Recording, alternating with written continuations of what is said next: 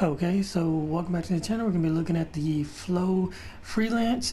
It's been a while since I covered some 2K, but let's get to it. You start off by going to the right direction button, L1 for freelances, and I'm going to be going with Flow this time. Okay, so as you bring the ball up the court, you're going to have your two big men. This case is going to be played by Keldon Johnson. But your power forward and your center are going to be along along the paint area. One is going to be on the high post, the other is going to be on the low post. They're both waiting for me to determine which one's going to go to the low post. In this case, I'm going to go to Keldon Johnson's side. So that means he's going to go to the low post, and Pirtle is going to come up to the high post. The person in the corner is going to come up. You can immediately pass it to him and go for a pick and roll. I got many more examples to get to, so I'm going to start trying to cut through a lot of these scenes. Okay, so I'm going to dribble to Pirtle's side. So Pirtle is going to go to the low post now. White comes to the top, and then I'm immediately going to go into a pick and roll. Poorly executed pick and roll. One of the good things about this is that because it's so consistent, you can just dribble to any wing and you're generally going to get the same alignment anytime, and you can do this with any of the guards. Whoever's in the corner comes to the top, immediately go into a pick and roll. Here it goes, same thing, one player comes up to the top and immediately go into a pick and roll. Ooh, that was ugly. So if you decide not to run the high post, the high pick and roll, you can, I'm going to show it one more time. Let me see, dribble to the wing. Whoever's in the corner comes to the top. You can not pass it to him initially, and he'll go with a flare screen. You can hit him on the back door. This time it's going to be white because that's the person who I'm dribbling to. I'm going to allow him to cut through. If he's not open, I can pass it to Keldon Johnson, and he can he'll have a better angle to give that same exact pass. Okay, I'm going to finish out this series a little bit more. I'm dribbling to DeRozan. He's going to go to the corner, back to the top, going to receive the flare screen, and then he'll either return back to the ball or he'll set an off-ball screen for somebody else to return to the ball. Alright, go to DeRozan's side, zipper to the top, flare screen, and then one of the two players is going to come back. Okay, I'm going to DeRozan's side one last time. Zipper cuts to the top, receives the flare screen, and then one of the two players comes back to the ball. Again, it's going to be DeRozan, and hits it. One of the advantages of being able to set which side is going to be the low post is you can pick your matchup if you want to go decide to post up. So if Pirtle had a good matchup, even though he's in the high post, all I have to do is dribble to his side, and DeRozan is going to clear out for him, and then that's how I'll be able to get into the post-up matchup from here.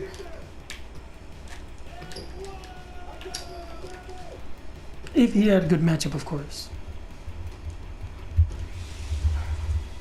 Another thing I like to do is wait for that player to clear out. Once he clears out, then I'll go with a ball screen.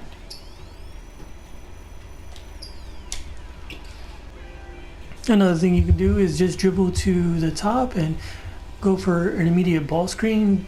Because of the Freelance's very good spacing, it's usually pretty easy. What I can do also is, instead of dribbling to the wing and DeRozan becomes the player receiving the flare screen, I can pass it to DeRozan.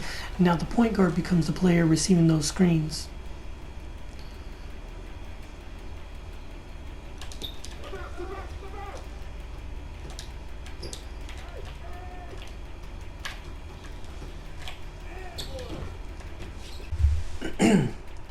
Also, before I continue, I do want to mention that the flare screen, you don't have to lead to the basket. You can lead, if they're a three-point shooter, to the three-point line like that. Say I'm dribbling to this side, Pirtle's in the low post.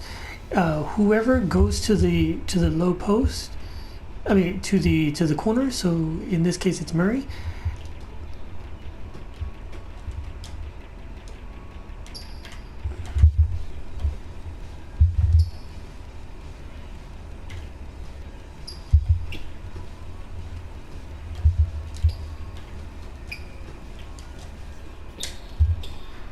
I just want to mention this briefly. Anytime you dribble to one side, of course, the big man on that side is going to go to the low post, but you can pass it to the corner. Big man now goes to the high post. Gives you room to dribble and attack the basket. You can also go for a pick and fade. Pick and fade is preferred because it forces that big man, the defenders to switch. Then you can immediately reset. And say, for instance, Pirtle has a mismatch. The advantage of the flow is that you dribble to whatever side you want to post up. In this case, Pirtle, or I can just dribble to this side, and then it would be Keldon Johnson who would post up. Just like that. So you're able to reset quickly and to attack whichever mismatch that you have. So again, here we go with the pick and fade. Really puts pressure on the defense. If he was a shooter, that would be extremely open.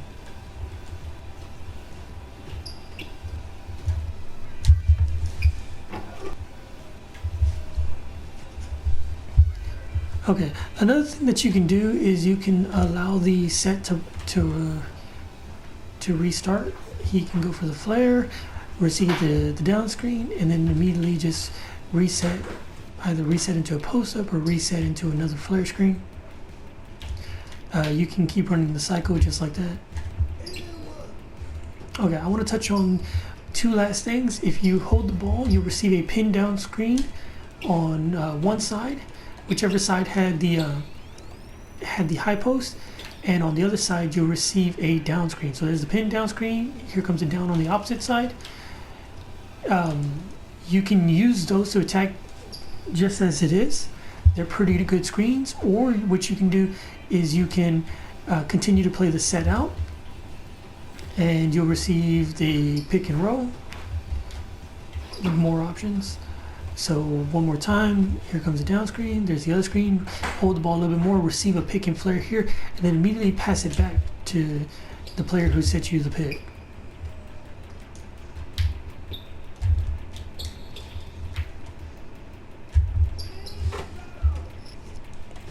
I'm going to run all of those again real quickly. Okay, one more time. Hold the ball at the top.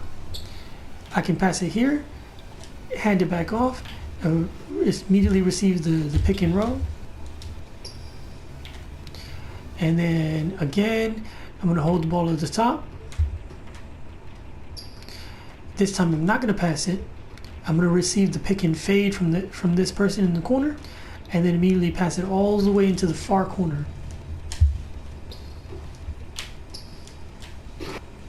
Alright, last thing I want to touch on is if you enter the ball from the from the top before the offense begins its set, you'll go into a high post split on the same side as the ball.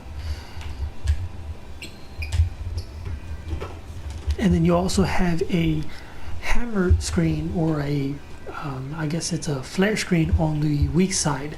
So in case you didn't show it, I'm gonna see it. I'm gonna show it one more time. All right, enter the ball in. Here comes the high post split. On the weak side, you'll have the hammer screen. Okay, that's gonna be it for the video. The thing I like the most about the flow is that it's very consistent. You'll know where the big bands are gonna be. You're gonna be able to know like how to get into certain looks. It's very well spaced, but I mean it's not the best, but it is extremely good. And that'll be the end of the video. I hope you enjoyed.